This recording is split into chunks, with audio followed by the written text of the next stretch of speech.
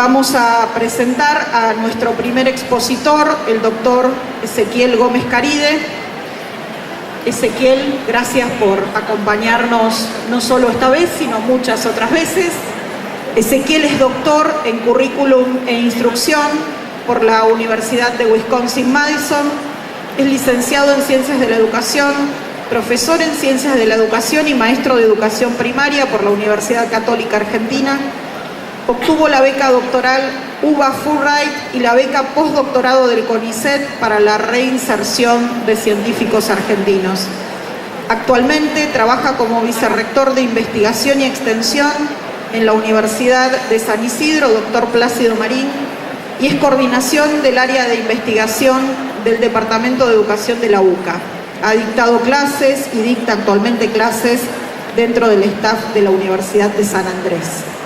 Hoy el doctor Ezequiel Gómez Caride nos hablará sobre el desafío central de la educación.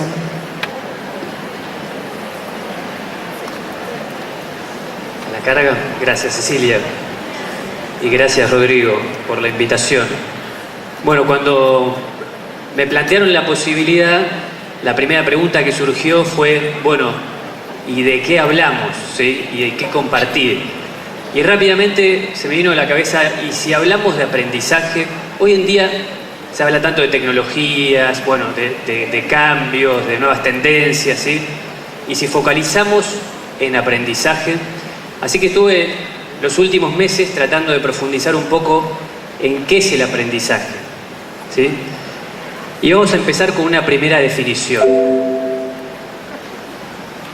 Ahí va. Algo muy sencillo. El aprendizaje como proceso de adquisición o transformación de conocimiento, conductas, aptitudes, valores o preferencias. ¿Sí?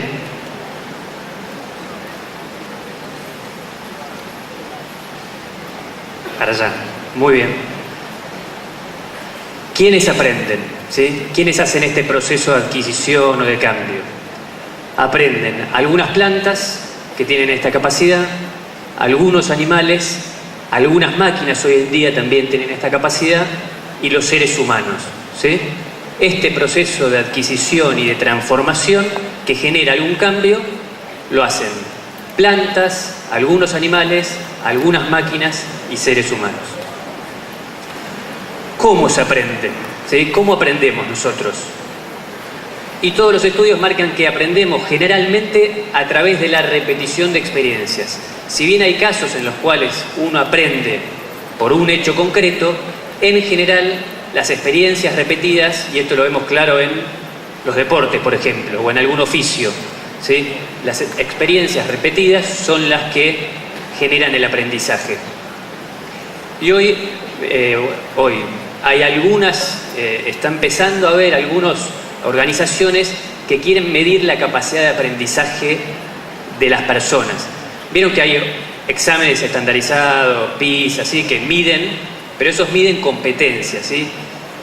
Hoy en día lo que se está imponiendo es estos test que miden la capacidad de aprendizaje de las personas, más allá de su presente. Y esto como docentes, que podemos trabajar en un apoyo escolar, en un jardín maternal, en una escuela, vemos que chicos que tal vez tenían un piso con un capital cultural más reducido, se suben a la escalera de aprendizaje y marchan, y vemos otros que venían a veces con una base de la familia, un capital cultural un poco más armados, y vemos que no terminan de avanzar, ¿sí? Entonces, hoy se empieza a hablar de estos índices de aprendizibilidad, si se quiere, ¿sí? El neologismo.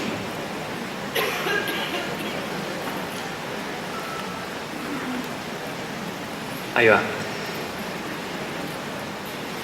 Bueno, y esta es una foto de un francés del 1900, ¿sí? Que era un artista, Jean-Marc Coté, que le pidieron que haga imágenes futuristas. Y en el 1900 él imaginó cómo iba a ser el aprendizaje en el año 2000. Esto es interesante, estas imágenes empezaron a aparecer en los estuches de cigarrillos. y después como tarjetas postales, ¿sí? Y marcan, a mí me pareció muy interesante, la visión del aprendizaje. Yo ahí pongo tradicional, sin querer hacer anacronismo, sino la visión del aprendizaje en esa época. ¿Cómo era el aprendizaje o cómo visualizaban el aprendizaje en el 1900 en Francia? ¿Sí? Y esa imagen habla, ¿sí? Y dice muchas cosas. Si ustedes la miran, tenemos ahí, los alumnos están moviéndose o están quietos. Quietos. ¿La figura del docente está clara? ¿Sí o no? Está arriba, está en otra autoridad, en otro nivel, ¿sí? El aprendizaje, básicamente, ¿a dónde apunta? ¿A lo corporal, a lo emocional o a lo cognitivo? Cognitivo totalmente. Si ven, son como cablecitos que le llegan a la cabeza a las personas, ¿sí? Esto es interesante para ver la noción de aprendizaje que tenían y que muchas veces seguimos teniendo, ¿sí?, en algunas escuelas y como docentes. Y esto es así, porque es la visión de aprendizaje que culturalmente nosotros recibimos. Como ustedes fueron diciendo, la fuente del aprendizaje, ahí estaba en la imagen, era el texto escrito. Si ustedes vieron, había como los libros caían con una especie de máquina, ¿sí? El aprendizaje es básicamente cognitivo, memorístico, se aprende quieto. Vieron que estaban sentados los chicos quietos. Y el estudiante y el docente están bien definidos, ¿sí? Ahora vamos a hacer el ejercicio de hacer algo futurista a 100 años nosotros, ¿sí? ¿Cómo se aprende hoy? Y esta es una imagen que encontré que me parece interesante, ¿sí? ¿Qué ven ahí? Es una imagen de un chico que está como en una ciudad hecha a medida, andando en bicicleta, ¿sí? Hoy algunas escuelas en algunos lugares y algunos también acá en Buenos Aires, para enseñar normas de tránsito, educación vial, hacen esto, ¿sí? En una parte del patio desarrollan escenarios lo más parecidos posibles a la realidad, ¿sí? Esto hoy, ¿sí?, algunos hablan de que es una buena imagen del aprendizaje hoy, en el 2019, ¿sí? Y miren lo que cambió en 100 años. Para compararlo con la anterior. ¿Está claro dónde está el docente? No. ¿El chico está quieto? No, se está moviendo, está andando en bicicleta. ¿El aprendizaje es cognitivo solamente? No. 100 años y la noción de aprendizaje cambió, diría, no radicalmente, no esencialmente, pero sí en muchos sentidos. Primero, hoy en día, ¿sí?, los expertos afirman que se aprende en una situación auténtica, ¿sí?, en lo más auténtica posible. Por eso está esta mini ciudad que armaron para enseñar educación vial. También, y esto siempre lo aclara Desiree Pointer-Mays, que es una especialista que algunos conocen, con alguien que confíe en su capacidad de aprender. Se aprende también con retroalimentación oportuna y hoy se tiende al aprendizaje visual. Si hace 100 años el texto, la palabra, era lo más importante, hoy el aprendizaje visual.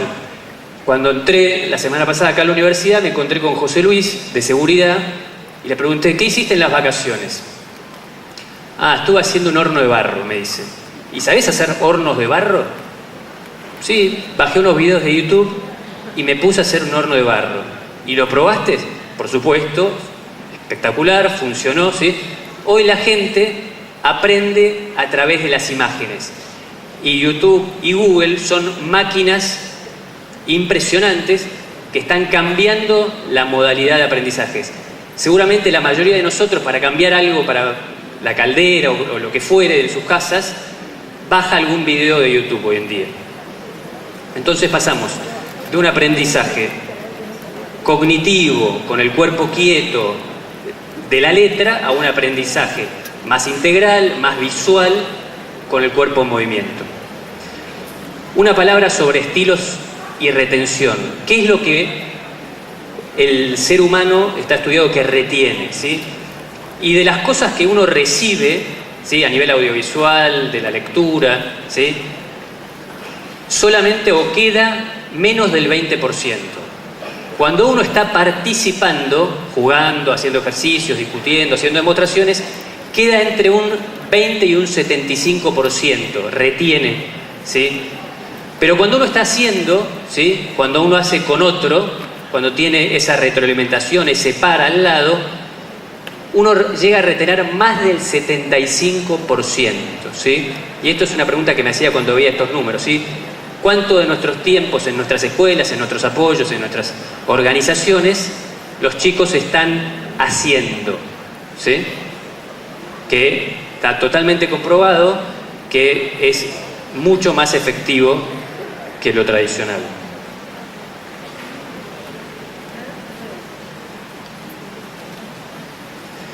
Y esta es una frase que me la crucé y que me gusta mucho. Las escuelas de mi país son el futuro en miniatura. Y acá agrego jardines, organizaciones educativas, ¿sí?, de un educador y pensador chino. Y este muchacho dice, como estén tus escuelas, dentro de 20 años va a estar tu sociedad, tu país. ¿Sí? Pensemos un poquito, ¿sí?, cada cual, cómo están nuestras escuelas y cómo va a estar nuestro país dentro de 20 años. Es el resultado. ¿Sí?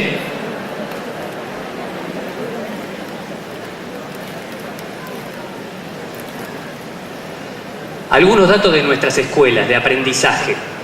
¿Sí?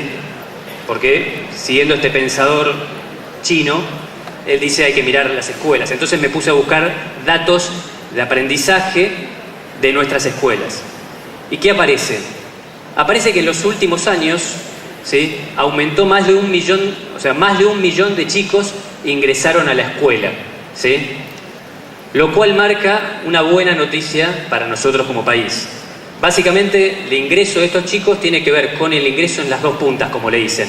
En el nivel inicial, la universalización de sala de 5, sala de 4, ¿sí?, y en la punta de arriba, en secundaria, con la AUH, que trajo de vuelta a muchos chicos a la escuela. ¿Sí? Esto es una buena noticia.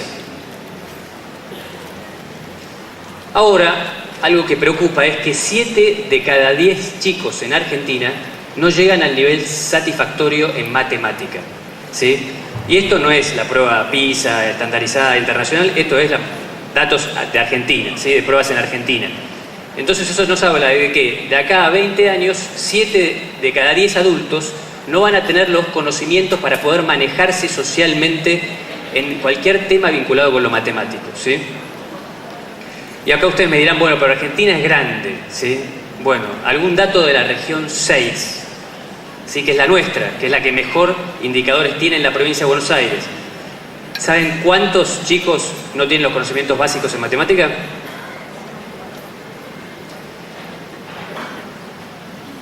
6 de 10.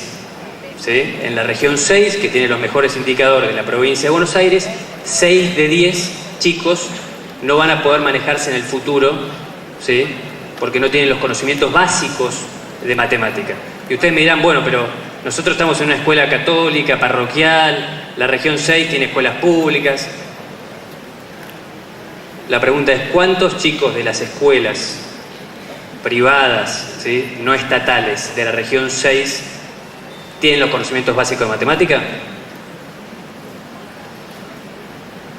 6. O sea, 4 de cada 10 chicos de nuestras escuelas salen del secundario sin los conocimientos básicos de matemática, ¿sí?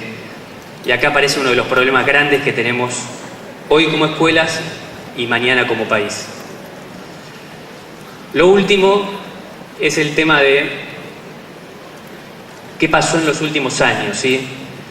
Y ahí muestra que desde el año 2000, cuando empezaron a tomar pruebas en lectura a nivel estandarizado internacional en América Latina, Argentina tenía el mejor puntaje, ¿sí? Y a partir del 2012 tiene el cuarto, estando solo Perú por detrás, con lo que parecería que en lengua tampoco nos va muy bien. ¿Sí?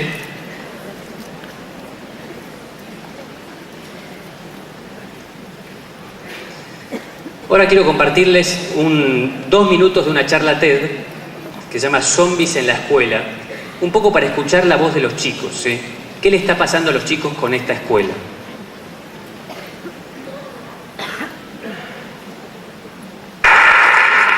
A los 15 años dibujé esto en la pared de mi habitación. Ahí estoy encerrado atrás de los barrotes, pensando en una de las cosas que más me gustaban, los aviones. Así me sentía en ese momento. Me sentía preso en la escuela. Y casi todos mis amigos, fueran de la escuela que fueran, sentían lo mismo. El año pasado terminé la escuela, y ahora trato de entender lo que sentía estos 12 años. Y creo que sentía eso porque todos los días en la escuela eran más o menos iguales. Para la mayoría de las materias, la clase era entrar al aula y quedarnos ahí sentados escuchando al profesor, copiando lo que escribía en el pizarrón, pasando esas letras blancas en ese fondo verde a la carpeta en el banco, para después repetir las cosas en la prueba. Todos los días, durante muchas horas, por varios años. Pizarrón, carpeta, prueba. Pizarrón, carpeta, prueba. Y tal vez me sentía preso porque también sentía que en la escuela no había ningún espacio para aprender sobre lo que me interesaba. Ahí fue cuando me terminé de dar cuenta de que la escuela nos acostumbra a que si no vimos cómo resolver algo puntual, entonces no lo podemos resolver. Y no tenemos nada para hacer más que rendirnos. Yo creo que la vida real así no funciona. Los chicos casi nunca elegimos sobre qué aprender. ¿Qué habría pasado si hubiese podido elegir algunos de los libros que leí? ¿Y si hubiese tenido un espacio para aprender sobre algún tema que eligiera yo? Estoy seguro de que si los chicos tuviéramos dentro de la escuela más momentos en los que podamos elegir, y si las clases nos plantearan más desafíos del mundo real y menos pizarrón, carpeta, prueba, la escuela sería un lugar donde sí querríamos estar. No nos motivamos ahí a aprender y hacer lo que nos gusta. ¿Dónde va a ser? También nos pasa que cuando tenemos que elegir qué hacer después, muchas veces ya somos zombies. Y no elegimos por nuestras pasiones, sino por descarte. Porque la escuela nos apaga. Bueno, ¿y por qué me parece interesante la voz de este chico que además después genio, matemático, olimpiada, ¿sí? Me parece interesante porque describe muy bien la noción de aprendizaje tradicional. Él está diciendo, mi experiencia escolar fue pizarrón, ¿sí? Prueba, ¿sí? Sentado, escritorio. Es la noción de Coté francés de 1900, ¿sí? Entonces el desafío que tenemos como educadores es, bueno, ese es el diagnóstico, ¿eh? ¿Cómo se promueven más aprendizajes? ¿Sí? Nosotros como docentes somos expertos en eso, ¿sí? Expertos en promover aprendizajes. ¿Cómo? Una de las maneras, ¿sí? Y para descubrirlo es, bueno, ver quiénes son los docentes expertos. Los docentes expertos son los que, el mejor docente es el que promueve más aprendizaje. Los docentes expertos son los que son capaces de crear más aprendizajes. Las mejores escuelas, los mejores apoyos, ¿sí? Son en el cual los directivos generan las condiciones para que haya más aprendizaje. Entonces, cuando volví de estudiar afuera, dije, bueno, ¿por qué no preguntarle a las mismas escuelas quiénes son estos profesores expertos, estos profesores destacados? Copiando un poco una investigación que había hecho una afroamericana con la minoría, con chicos afroamericanos en Estados Unidos, dije, bueno, cuando vuelva a Buenos Aires voy a hacer algo parecido. Entonces fui a escuelas en contextos vulnerables y empecé a preguntar a las escuelas cuáles eran los profesores destacados. Y le pregunté a los papás, a través de cuestionarios, a los estudiantes y a los directivos. Y en cada escuela, cuando había una coincidencia, cuando los papás me decían Víctor, los estudiantes me decían Víctor y los directivos me decían Víctor, a partir de ahí identifiqué 7 de estos profesores destacados, empecé a hacer entrevistas en profundidad, observaciones, ¿sí? Y empecé a ver qué expertise, cómo hacían este trabajo de expertos, de generar aprendizajes. Y esto es un poco lo que les quiero contar.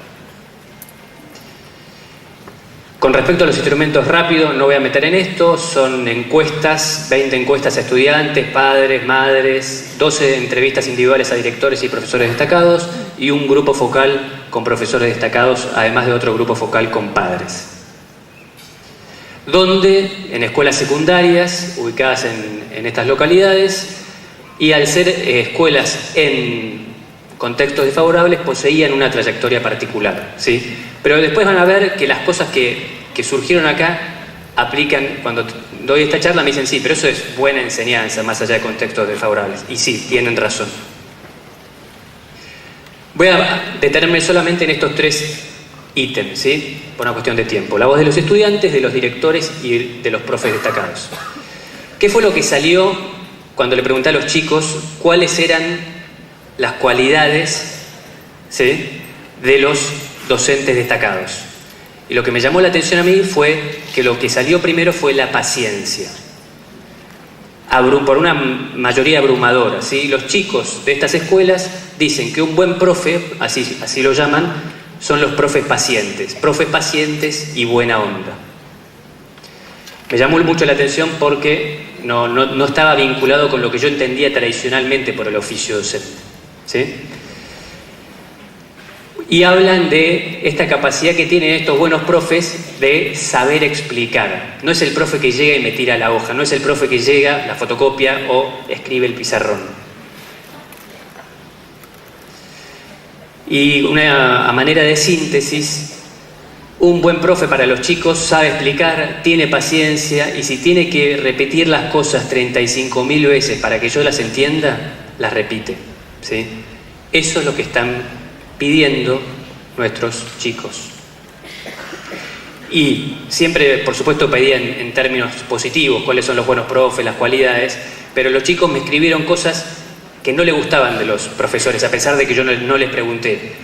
Y me llamó mucho la atención esto de el buen profe no llega tarde y no falta, ¿sí?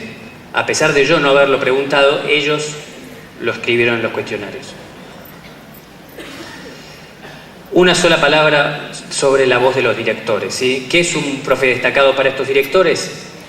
Dice, salir de lo tradicional, salir del dictado, ¿sí? Esta directora Gaby hablaba de prácticas copistas, ¿sí? Tenemos chicos que están copiando, no están aprendiendo, están copiando pizarrones, entonces están quietos, están con la netbook de Conectar Igualdad, jugando un jueguito, están quietos, pero no están aprendiendo, ¿sí?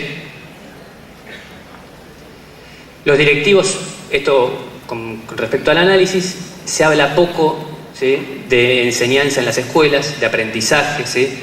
Es como el gran ausente en muchas escuelas. Un criterio definitivo para los directores, para decir que es un buen profe, es su asistencia. Muchos de estos directores me decían, me mato buscando que los pibes vuelvan, vuelve el pibe, lo traigo, falta el profesor, el chico ¿para qué va a estar? ¿Sí? Bueno, entonces es clave el tema de la presencia. Y por último, destacan el buen vínculo como herramienta. Algo de los profesores destacados, ¿sí? Muy rápido. Voy a hacer unas características y algunas prácticas que hacían ellos en esto de promover más aprendizajes. En primer lugar, eran eternos buscadores de mejora en el sentido, no mejor innovación, ¿sí?, en el sentido de se iban insatisfechos a su casa, ¿sí? Cuando yo me empecé a encontrar con estos profesores, les decía, bueno, fuiste elegido profesor destacado. Y la primera reacción fue, no puede ser. Yo no le encuentro la vuelta, estoy siempre pensando, los chicos cambian, yo no sé qué hacer. Dije, bueno, qué humilde, será el primero, ¿sí? El segundo me dijo lo mismo, el tercero me dijo lo mismo, ¿sí? Entonces dije, acá hay un patrón, ¿sí? Esta insatisfacción los hace profesores destacados. Irse pensando a su casa los hace expertos. Tienen un compromiso especial con cada estudiante, saben los nombres, por supuesto, el nombre del hermano, de la familia, los saludan, ¿sí? Son expertos vinculares con esos adolescentes, son capaces de meterse en la montaña rusa emocional de los adolescentes, ¿sí?, para orientarlas hacia el aprendizaje. Y eso no para hacer terapia grupal, para orientarlas hacia el aprendizaje. Y por último, eran expertos en su disciplina. Cuando se empecé a preguntar, todos tenían algún posgrado, eran profesores de profesorado, bueno, eran destacados también en eso. Y por último, algo que no está ahí, tenían mucha antigüedad, un promedio de 17 años. Entonces parecería ser que para ser un profesor destacado, como cualquier oficio, el piloto con la cantidad de horas, el cirujano con la cantidad de cirugías, ¿sí? Es importante eso. Profesores destacados, muy rápido. Primero, tienen la habilidad de conectar el contenido y hacerlo atractivo para los estudiantes. Este profesor de química que veía que las mujeres se teñían, entonces agarraba la cajita con el componente químico de la tintura y hablaba de polímeros, por ejemplo. Compromiso extraordinario con la comunidad docente. Son estas personas que iban al colegio con la máquina de coser de su casa, iban los sábados, ¿sí? Hacían esa milla extra que le dicen algunos. Y por último, algo que surgió, que no lo buscaba yo, es que dan motivaciones profundas. Decían, yo estoy acá, puedo estar en otro lado, pero siento que tengo que estar acá, que Dios me puso acá, o mi visión política, ¿sí? Tenían un compromiso profundo. No estaban acá porque habían caído ahí, elegían estar ahí.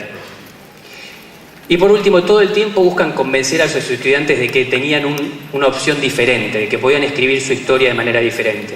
Y algunos con una manera testimonial. Yo estuve ahí, mi papá, yo vendí cosas en el tren. Hay una posibilidad distinta. Buscaban transmitir a los chicos.